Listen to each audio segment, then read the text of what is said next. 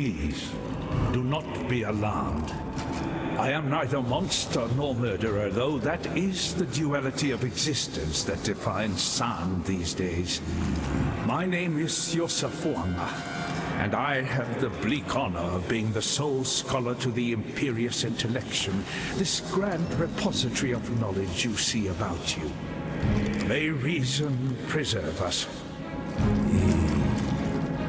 In more mundane circumstances, it would be preposterous to ask this of you, an utter stranger, but given that I don't know in which century I might see another pair of flesh and bone hands, there's a door, you see, concealed behind the shelves. It leads into the archives. That's where Isius Perandus concealed his golden pages. Can you see how maddening that would be for me? No, of course you can't. Ridiculous of me to... Suffice to say that they are beyond my reach. 4 Varlish texts they are, of priceless historical insight. Please, find my friend's golden pages and bring them to me. You will be rewarded. I vow it before the ancestors. It is the Karui way to observe nature in nature. The fish without the sea is no longer a fish. It is dinner. The Eternals did not see it that way. An Eternal catches the fish, guts the fish, preserves the fish, and places it in a box. Only then does the Eternal feel he truly understands the fish. It was a Karui Motiata that discarded my failing body of flesh in favor of canvas and oil. An ancient song and a momentary lapse in judgment that I've had more than enough time to regret.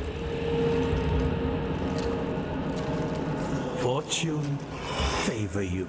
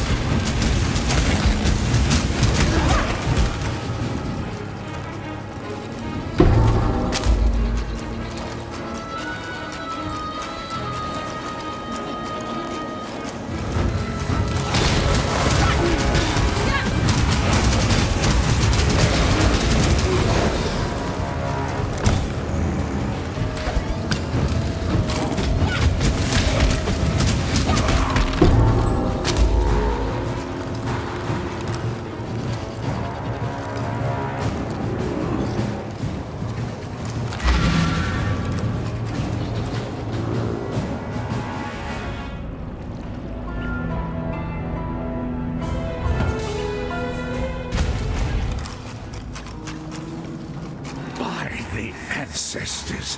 It's good to see fresh words in front of me. Now, my translation skills are not what Isius were. I can achieve a meager paraphrase at best. But a little knowledge is better than none, is it not? Let us begin. This tapestry of truth is a threadbare cloth indeed, but at least you have allowed me to begin the first few stitches in its restoration, and to settle the memory of a dear friend. In return, allow me to give you this, a little practical wisdom to improve your lot.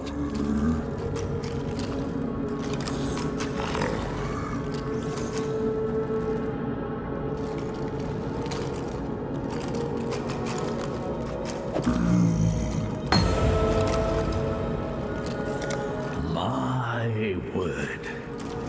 Valish contextualized syntax is a slippery eel indeed. Let me see if I can grab it by the gills.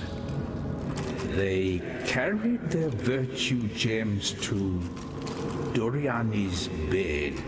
No, that's not quite right.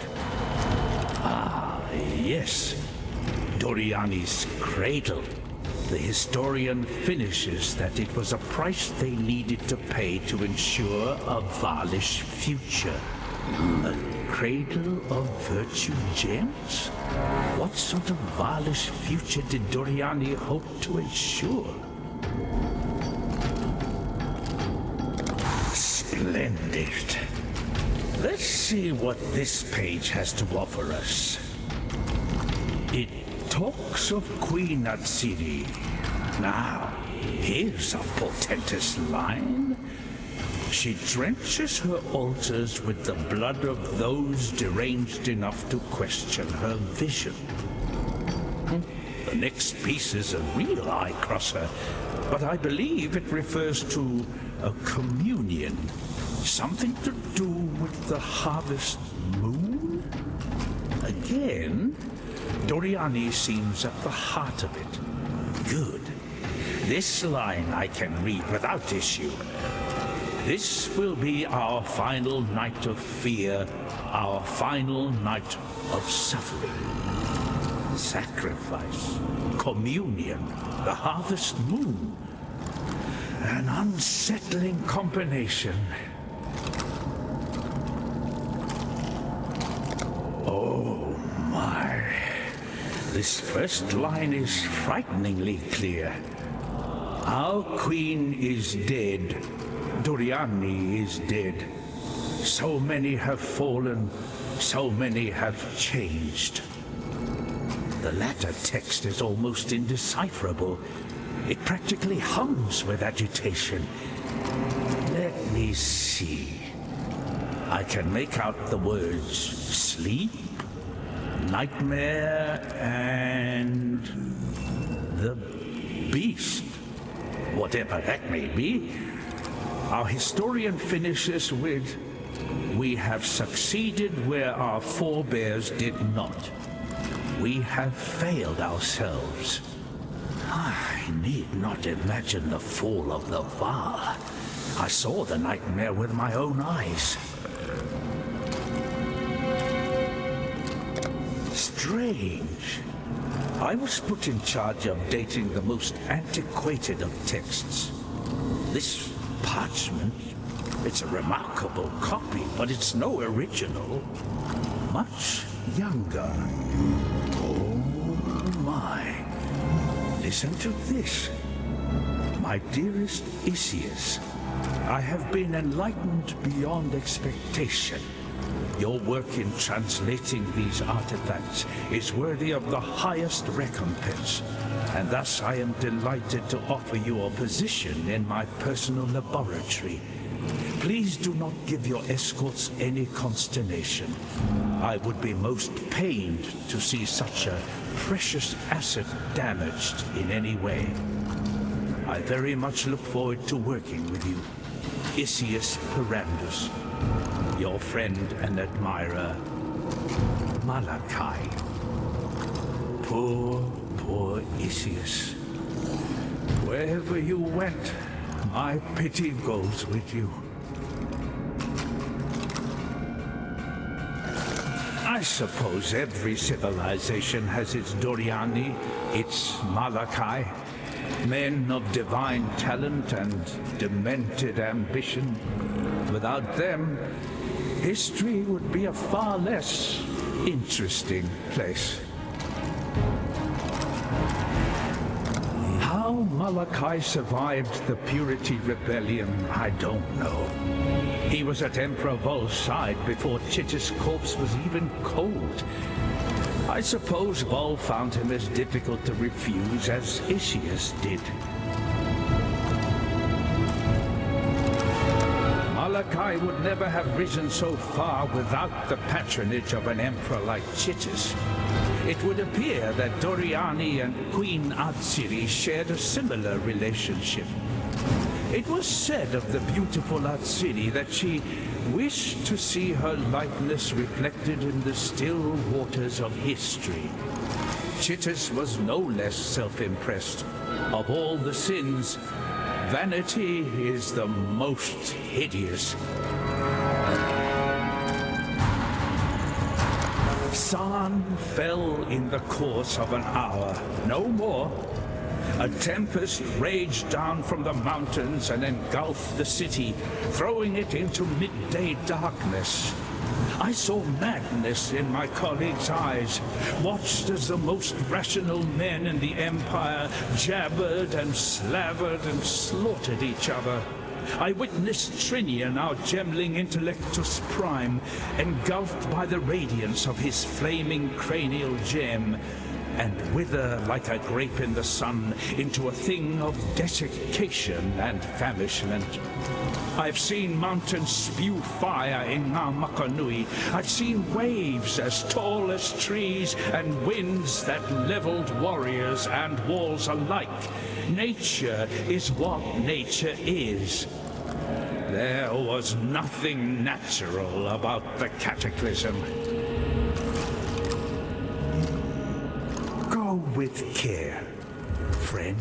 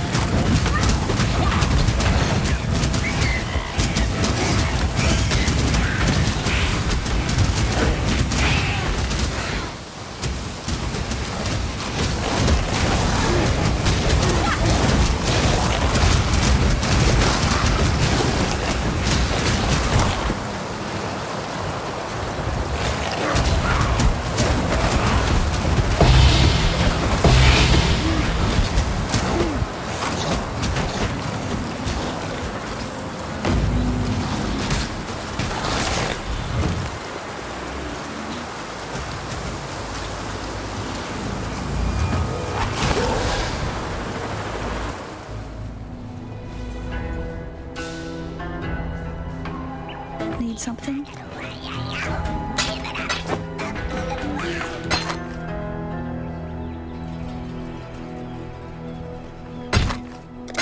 Be careful.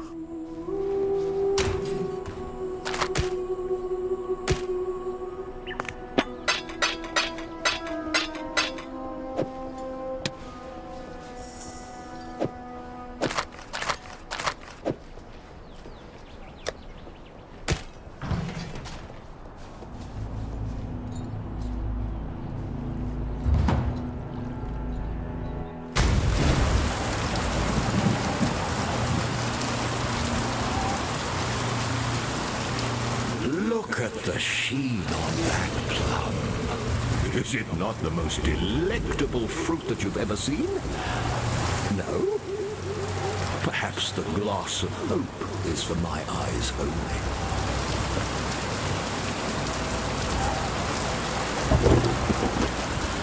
Wondrous! Nothing bonds two souls more soundly than murder.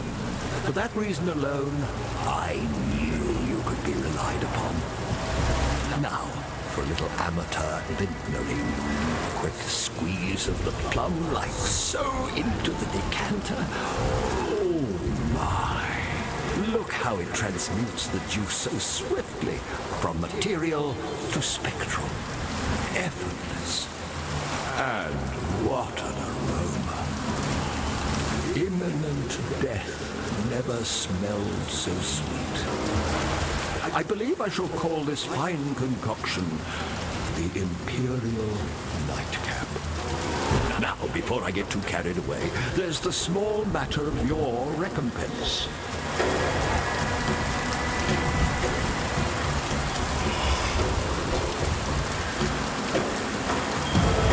Toast to swift endings and promising new beginnings. Oh, and you might want to avert your gaze once I have quaffed this diabolical brew. I doubt that my return to solidarity will be a pretty one. Right. As I used to say in the love dens of Traphus, bottoms up, girls. Oh, my.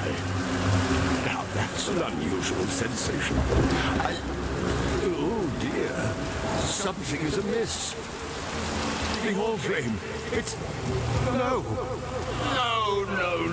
it's gone out. What am I... What are you? Oh, you cannot be. I will not...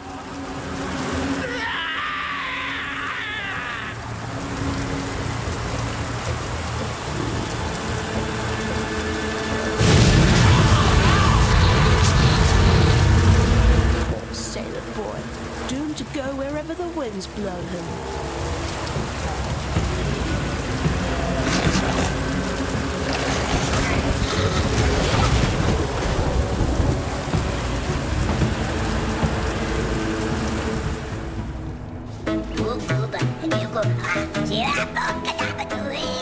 Watch yourself.